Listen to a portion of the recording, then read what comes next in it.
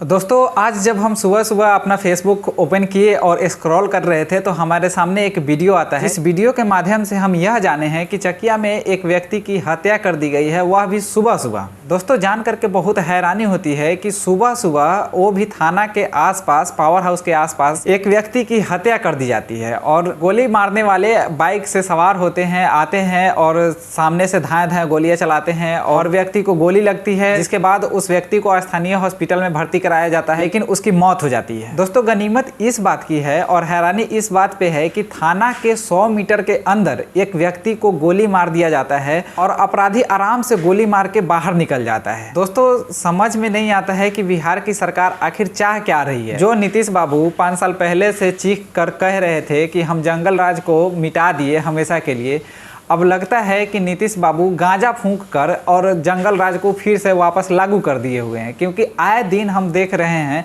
कि कहीं ना कहीं किसी व्यक्ति की हत्या कर दी जाती है, अपहरण कर लिया जाता है या फिर डकैती हो रही है।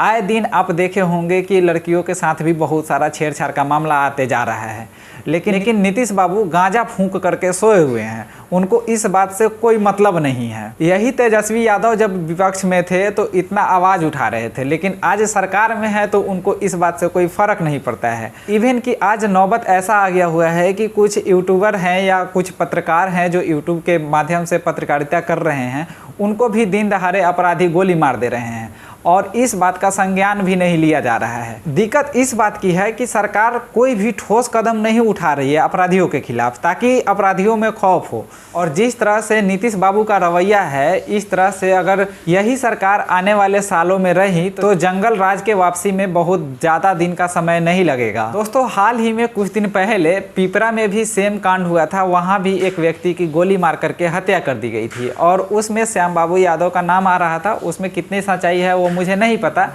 लेकिन कहीं भी हत्या का मामला होना नहीं चाहिए। किसी भी जगह पे अगर कोई किसी व्यक्ति को डरा धमका करके या किसी तरह से उसका हत्या कर दे रहा है या किसी को डरा धमका रहा है तो उस पर तुरंत एक्शन होना चाहिए और पुलिस का खौफ होना चाहिए लोगों में, अपराधियों में, ताकि इस तरह का गुनाह करने से वो बचे। लेकिन बिहार की स्थिति दिन प्रतिदिन बदतर होते जा रही है। अब लोगों में कानून का डर नहीं है। कानून का डर इसलिए नहीं है क्योंकि बहुत लोगों को लगता है कि उनकी सरकार है और ये सरकार अपराधियों के खिलाफ कोई कदम उठाने वाली है नहीं। नीतीश बाबू का क्या है, वो तो गांजा फूंक करके और आराम से अपना सरकार चलाने में बिजी है। उनको तो प्रधानमंत्री बनना है और प्रधानमंत्री बनने के लिए कर रहे हैं जो नौटंकी उनको करना है। दोस्तों आए दिन बिहार में आप देख रहे होंगे कि हर जगह पे अभी त्राहिमाम मचा हुआ है। अभी कुछ दिन पहले ही हम देखे थे कि मोतिहारी में भी एक बच्चे को, 10 साल के बच्चे को गोली मारकर हत्या कर दी गई थी, वो अपने कोचिंग जा रहा था पढ़ने उस दौरान। हालांकि इसके पीछे वजह जो भी हो, लेकिन अगर किसी का हत्या किया जा रहा है तो इसके प्रति गंभीर होना चाहिए सरकार को भी और कानून को भी। लेकिन इससे पुलिस को भी कोई फ़र्क नहीं पड़ रहा है। पुलिस भी अपना चैन की नींद सो रही है क्योंकि सरकार सो रही है। सरकार को इस बात से फ़र्क ही नहीं पड़ता है। नीतीश बाबू को आप देखे होंगे कि आराम से अपना प्रधानमंत्री के चुनावी अभियान में बिजी हैं। उनको तो बस प्रधानमंत्री बनना है। भले मुंह पे कहते हैं कि हमें प्रधानमंत्री बनने की कोई इच्छा नहीं है, लेकिन उनका पूरा का पूरा फोकस प्रधानमंत्री बनने के ऊपर ही है। अभी हाल ही में आपने देखा होगा कि जो टीचर भर्ती होनी थी उसमें नेशनल लेवल को कर दिया गया कि मीन्स अगर आप बिहार से बाहर के हैं तो भी आप फॉर्म भर सकते हैं और एग्ज़ाम दे सकते हैं। मेरा विरोध इस बात को लेकर के नहीं है कि बाहर के लोग इसमें फॉर्म क्यों भर रहे हैं, लेकिन मेरा इसलिए है कि भाई जो चीज़ें पहले राज्य स्तरीय लेवल पे था उसको राज्य स्तरीय लेवल पे होना चाहिए था। अगर टीचर बहाली की प्रक्रिया हर राज्य में राज्य स्तरीय होता है तो आप इसको नेशनलाइज क्यों कर रहे हैं?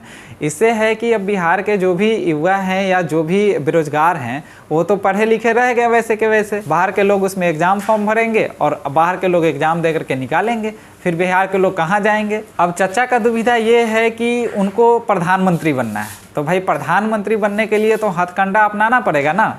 कोई ना कोई ऐसा कोई तरकीब निकालना पड़ेगा ताकि नेशनल मीडिया में आपका खबर चले। जिस तरह से आपने बिहार में काम करा है और जिस तरह से आपने बहुत अच्छा बिहार के विकास में योगदान दिया है, उसको कैसे लोग भुला सकता है कि नहीं?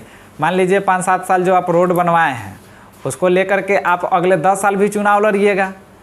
रोड बनवाने के अलावा आप करे क्या है बिहार के लिए?